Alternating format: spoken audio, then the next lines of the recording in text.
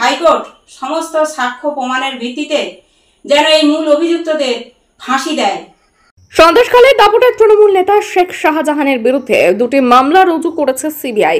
এই ঘটনা নিয়ে খুশি নিহত পরিবার। 2019 সালের 8ই জুন বিজয় মিছিলের নাম করে সন্দেশখালীর ভাঙ্গিপাড়া এলাকায় একাধিক বিজেপি কর্মীর বাড়িতে ভাঙচুর ও লুটপাট চালায় সন্দেশখালীর তৃণমূল নেতা শেখ শাহজাহানের অনুগামীরা।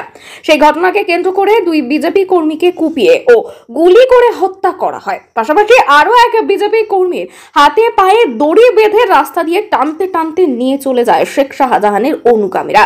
সেই ঘটনার পর আজ পর্যন্ত নিখোঁজ ওই বিজেপি কর্মী। এই ঘটনার পর রাজ্যের তদন্তকারী সংস্থা সিআইডি তদন্তের ভার পায়। মৃত বিজেপি কর্মীর পরিবারের অভিযোগ, সিআইডি প্রধান অভিযুক্ত শেখ শাহজাহান, আব্দুল কাদের মোল্লা সহ একাধিক তৃণমূল কর্মীদের নাম চার্জশিট থেকে সরিয়ে দেয় এবং সেই ঘটনায় যারা প্রকৃত দোষী তাদেরকে আজ পর্যন্ত গ্রেপ্তার করেনি। এরপর পরিবারের লোকরা বারবার করে কলকাতা হাইকোর্টের দ্বারস্থ হয়েছিল।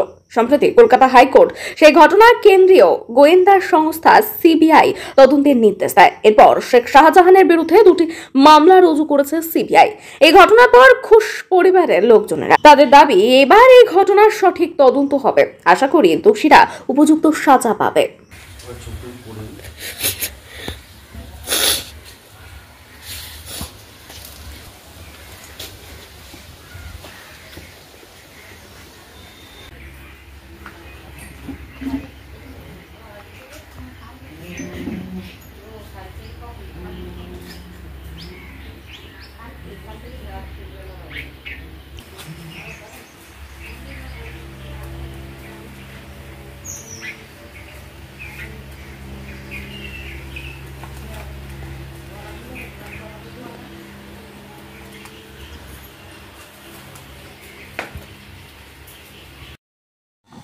ভালো লাগছে, কারণ নতুন করে আবার তদন্ত শুরু করেছে সিবিআই।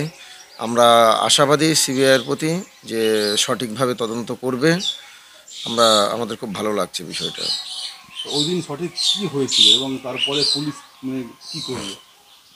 ওই দিন তো আমাদের এখানে মিটিংয়ের নাম করে ওরা প্রচুর লোকজন জড়ো করেছিল স্কুল মাঠে, বেআইনি একটা মিটিং করছিল। সেই মিটিং থেকে ওরা দলবল নিয়ে আমাদের বাড়িতে আক্রমণ করে, অবাধে লুটপাট করে। যখন লুটপাট করছে এবং লোকজন থেকে বাড়ির ছেলেদেরকে, পুলিশ থেকে বাড়ির ছেলেদেরকে বার করে দিচ্ছে, দিয়ে তাদেরকে মাঠে পাঠিয়ে সেখানে গিয়ে নৃশংসভাবে তাদেরকে কুপিয়ে গুলি করে খুন করেছিল। সেই ঘটনা কি শেখ শাহজাহানের নাম ছিল? তাদের নাম বাদ দিয়েছিল? হ্যাঁ, শেখ শাহজাহানের নাম ছিল এবং আরও অন্যান্য আসামি অনেক ছিল, তাদের সবার নাম বাদ দিয়েছিল। এখন তো আবার নামটা আবার জুড়েছে, কি মনে হচ্ছে? মনে হচ্ছে সঠিকভাবে সিবিআই তদন্ত করবে, তদন্ত করে আমরা বিচার পাবো এই আশা করি।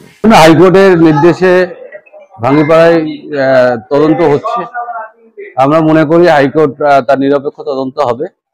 যারা প্রকৃত অপরাধী তারা নিশ্চয়ই সাজা পাবে, এটা সবাই চাই। তো এফআইআর হয়েছে শুনেছি, কিন্তু তারা জড়িত বা কিভাবে জড়িত সেটা নিশ্চয়ই নিরপেক্ষ তদন্ত হবে, কারণ তৃণমূল কংগ্রেসের একজন কর্মী মারা গেছিল। ফলে তদন্ত প্রক্রিয়া সঠিকভাবে হোক, আমিও চাই তদন্ত হোক এবং হাইকোর্টের বিচারাধীন বিষয়, সেই জন্য সিট গঠন হয়েছে। সিট